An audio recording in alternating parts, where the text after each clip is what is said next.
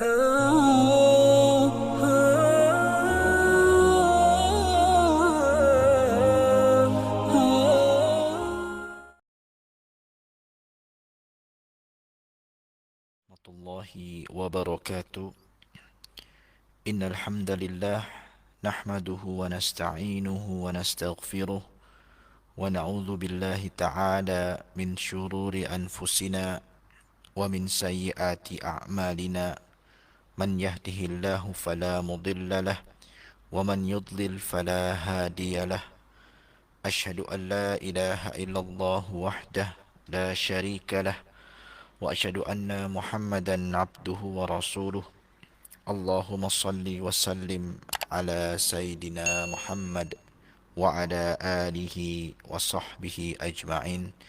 Amma ba'du. Ma'asyiral muslimin rahimakumullah yang dirahmati oleh Allah Subhanahu wa taala. Alhamdulillahirabbil alamin. Puji syukur kepada Allah Subhanahu wa taala dengan begitu banyak rahmat dan nikmatnya dan karunia yang diberikan kepada kita sehingga pada hari ini masih bisa menghirup udara di bumi ini. Pada hari ini masih Allah panjangkan umur kita. Pada hari ini masih Allah berikan karunia keislaman dan keimanan kepada kita. Kita manfaatkanlah sebaik-baiknya semua karunia dan rezeki yang Allah telah karuniakan kepada kita untuk lebih dekat kepadanya, untuk menjadi insan yang bertakwa, untuk menjauhkan diri dari maksiat, dan untuk menambah amal ibadah kita. Alhamdulillah, langsung dari Kuala Lumpur bersama Al-Faqir Anggana Mahendra, mudir teman Al-Quran, dalam acara rutin kita setiap hari Ahad malam, yaitu tausiah dan tanya jawab seputar Al-Quran. Alhamdulillahirrabbilalamin, pada malam ini sudah ada 3 pertanyaan yang masuk ke redaksi kami. Insya Allah akan kita bicarakan dan kita coba jawab pertanyaan-pertanyaan ini. Semoga memberikan manfaat bagi kita. Baik, pertanyaan yang pertama. Assalamualaikum warahmatullahi wabarakatuh. Waalaikumsalam warahmatullahi wabarakatuh. Ustadz, bolehkah diterangkan apa itu yang dimaksud dengan mat ta'zim dan juga mat tabriyah? Bedanya apa antara kedua mad ini? Baik. Nah, jadi memang ini sesuatu yang jarang kita jumpai, ya. Jadi kalau dalam riwayat Hafs Sunan Asim dari Thariq Syatibiyah, yang mana kita membaca mad munfasil dengan tawassut atau arba'ah harokah, maka tidak kita akan jumpai istilah mad ta'zim dan juga mad tabriyah dalam buku-buku tajwid. Lalu yang dimaksud dengan dua mad ini apa? Oke. Jadi mad ta'zim ini adalah yang dibincangkan adalah bagian dari mad far'i. Jadi bukan mad asli, mad far'i, ya. Jadi ini asalnya ada yang namanya mad ta'zim dari hadis, ya, Nabi SAW, ya, dari Ibnu Umar dan juga dari Anas bin Malik, yang intinya dua-duanya berbicara mangqala la ilaha illallah. Sesiapa yang membaca man qara'a la ilaha illallah wa muddaha. Wa muddaha artinya dipanjangkan pembacaan la ilaha illallah. Yang panjang itu di perkataan la-nya.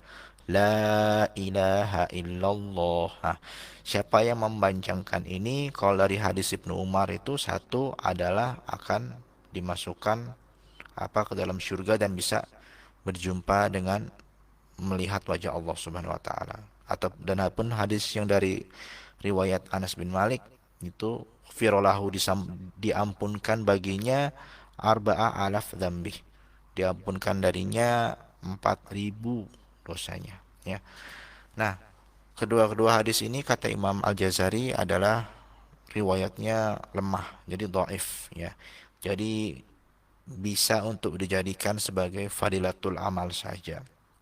Nah, dari hadis ini maka eh, ada dalilnya, berarti dalil yang namanya dalam matan Jazari disebut sebagai mata'zim. Mata'zim ini adalah memanjangkan perkataan la ilaha illallah secara tawassut. Jadi bacaannya dibaca dengan 4 harokat. Nah, kita yang membaca riwayat Hafs an Asim dari Thariq Syatibiyah tidak ada masalah. Karena perkataan la ilaha illallah atau la ilaha illa huwar rahmanur rahim misalnya la ilah. Nah, perkataan la ilah itu sudah dibaca secara munfasil. Jadi munfasil itu hukumnya tawasud kalau dalam Thariq Syatibiyah ya riwayat Hafs an Asim. Sehingga tidak adanya masalah di sini. Makanya tidak pernah kita jumpai dalam kitab-kitab tajwid. Tetapi dia berlaku bagi ashabul qurra ya, bagi kelompok-kelompok imam qiraat yang membaca mad munfasil bil qasr, yang membaca mad munfasil secara pendek atau qasar, yaitu 2 harokat. Jadi siapa yang membaca munfasil secara qasar 2 harokat, maka ya juz mukhtalif ya, boleh baginya, ada khilaf di sini, boleh baginya untuk membaca mat ta'zim atau lafaz jalalah la ilaha illallah dengan 4 harokat. Jadi yang lainnya 2, tapi pada lafaz ini dibaca dengan 4 harokat. Nah, ini pada uh, qurra yang membaca dengan bacaan munfasil 2 harokat pada Thariq Jazariyah ya. Jadi nah, karena ini disebutkan oleh Imam Jazari, jadi pada Thariq Jazari saja. Jadi imam-imam yang membaca 2 ini misalnya seperti Imam Qalun ya, ada wajahnya 2 harokat, kemudian Imam Ibnu Katsir, kemudian juga Imam Abu Amr ya, kemudian juga apa namanya, Imam Imam Hisham, tapi dari Thariq Imam Jazari. Imam Hisham juga ada ya yang membaca dengan dua harokat. Kalau dari Syatibiyah tidak ada.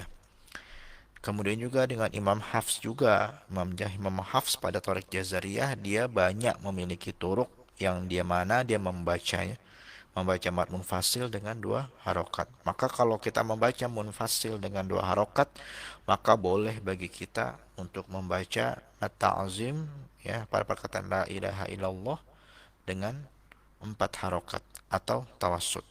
Nah, itulah yang dimaksud dengan mata'zim. Jadi cakupannya hanya pada lafaz la ilaha illallah ya. Nah, adapun yang kedua pertanyaannya tadi adalah mat tabriyah. Ini juga baru ya, hanya ada pada Thariq Jazariyah juga. Jadi seperti bagaimana mat ta'zim yang ada pada Thariq Jazariyah, begitu juga dengan mat tabriyah yang ada pada Thariq Jazariyah juga ya. Nah, jadi mat tabriyah ini hanya berlaku pada qiraat Imam Hamzah ya, tidak dikenal pada qiraat yang lain. Dan Imam Hamzah pun khilaf di antara para turuk-turuknya. Jadi ada yang baca, ada yang tidak baca. Ya, dan di situ juga ada namanya tahrirat. Nanti kalau kita belajar qiraat Hamzah itu tahriratnya banyak dalam Thariq Jazariyah. Dan salah satu tahriratnya juga melibatkan matabri'ah. Nah, jadi matabri'ah ini maksudnya apa? Sama nggak seperti matazim tadi? Tidak sama. Ya, kalau matazim tadi membincangkan pada lafaz jalalah la ilaha illallah. Ya. Nah, sedangkan matabri'ah ini membincangkan pada mad di mana ada perkataan la juga. Jadi sama-sama la ya. Tetapi bedanya tadi la ilaha illallah. Sedangkan kalau matabri'ah la-nya adalah nafiah jinsiyah dalam bahasa Arab. Nah, jadi ada beberapa perkataan yang nafiah jinsiyah yang biasanya perkataannya nakirah ya. Nah, ini belajar bahasa Arab sedikit lah.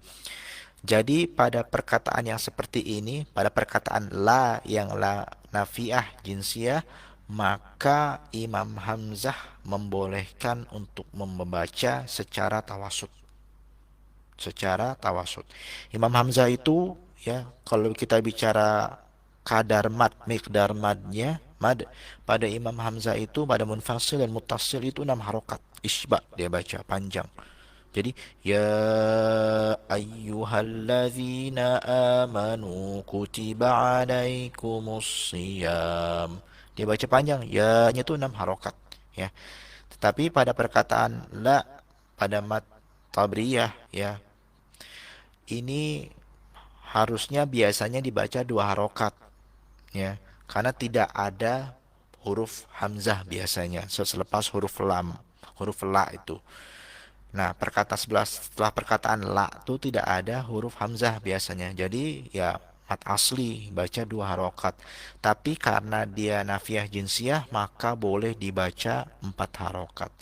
Contohnya adalah misalnya yang nafiah jinsiyah pada surat Al-Baqarah. Dzalikal kitabu la raiba fih. Kita baca begitu. Dzalikal kitabu la raiba fih. Nah, ini semua qurra baca begitu. Nah, tapi Imam Hamzah dia boleh membaca la pada la raiba fih.